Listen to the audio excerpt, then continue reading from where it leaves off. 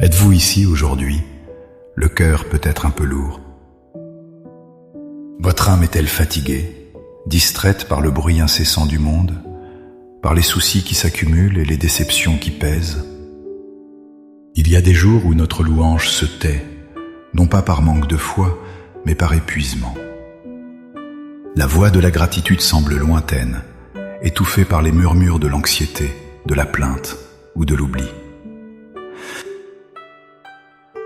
On se retrouve à vivre en pilote automatique, oubliant les innombrables bienfaits qui jalonnent notre quotidien.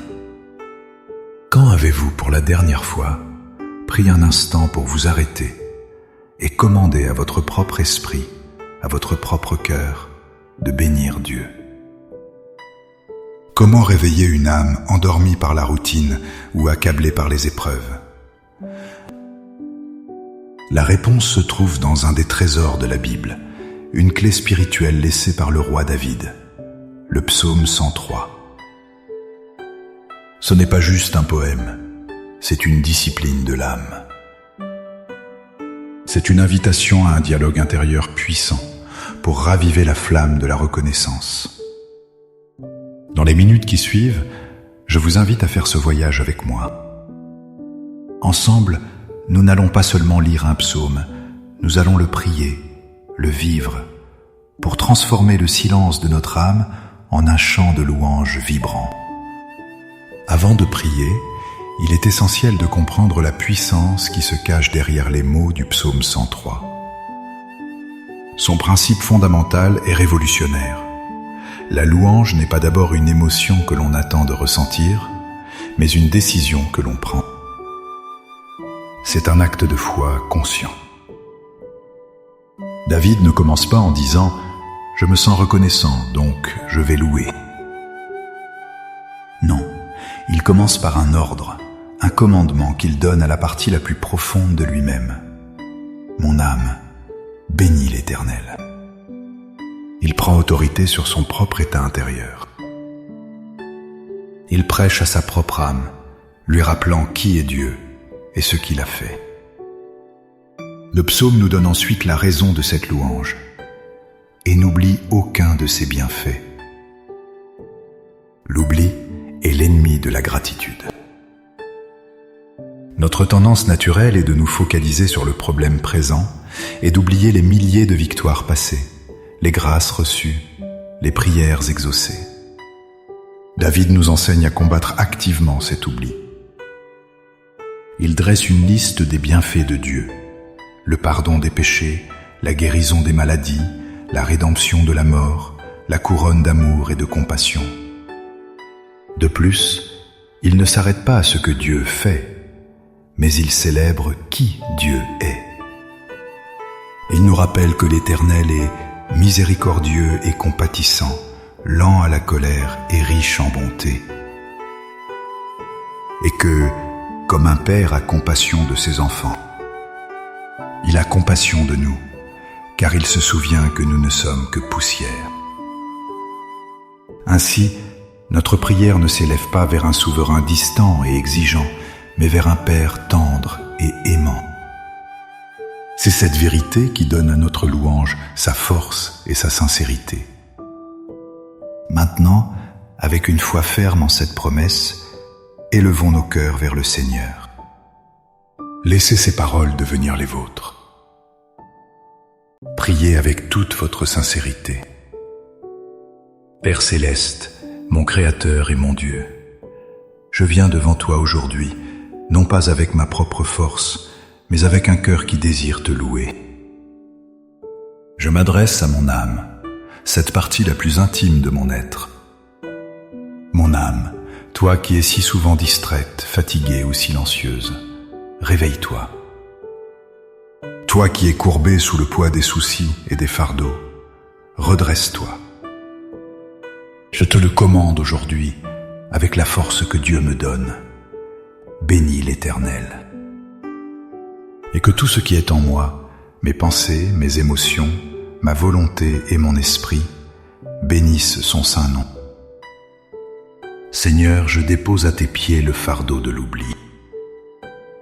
Je renonce à la tendance de mon cœur à ne voir que ce qui manque, à me plaindre de ce qui ne va pas. Je me libère de l'amnésie spirituelle qui me fait oublier tes innombrables bienfaits. Je choisis aujourd'hui de me souvenir. Je refuse de laisser la culpabilité de mes fautes passées faire taire ma louange, car tu es plus grand que mon péché. Je remets entre tes mains l'anxiété du lendemain, car tu es déjà là. Père, je proclame la vérité de ta parole sur ma vie. Je proclame que tu es celui qui pardonne toutes mes iniquités. Tu ne me traites pas selon mes péchés. Je déclare que mes fautes sont aussi loin de moi que l'Orient et de l'Occident, jetées dans les profondeurs de la mer de ton oubli. Je proclame que tu es l'Éternel qui guérit toutes mes maladies, celles de mon corps, de mon cœur et de mon esprit. Tu restaures ce qui est brisé et tu apaises mes tourments intérieurs. Tôi tuyên bố rằng, bạn giải thoát cuộc sống của tôi khỏi vực sâu của sự tàn phá, nỗi thất vọng và hư vô. Bạn giúp tôi và cho tôi niềm tin và tương lai. Tôi tuyên bố rằng, bạn ban cho tôi sự tử tế và lòng trắc ẩn dịu dàng, không phải vì tôi xứng đáng, mà vì đó là bản chất của bạn. Je déclare que ma vie est comblée de bonnes choses et que ma force et ma vitalité se renouvellent. Même quand je me sens faible, tu es ma force. Je proclame que tu es un Père plein de compassion. Tu connais ma sensibilité, tu sais que je suis vulnérable, et pourtant ton affection pour moi est indéfectible et durable. Par la foi, mon âme reçoit ces vérités. Je ne suis plus défini par mes problèmes, mais par tes promesses. Je te remercie, Père, pour ta fidélité qui ne faillit jamais. Merci pour ton pardon qui me libère, pour ton amour qui me restaure. Comme les anges et toutes tes œuvres dans l'univers, je me joins au cœur céleste pour déclarer ta sainteté et ta grandeur.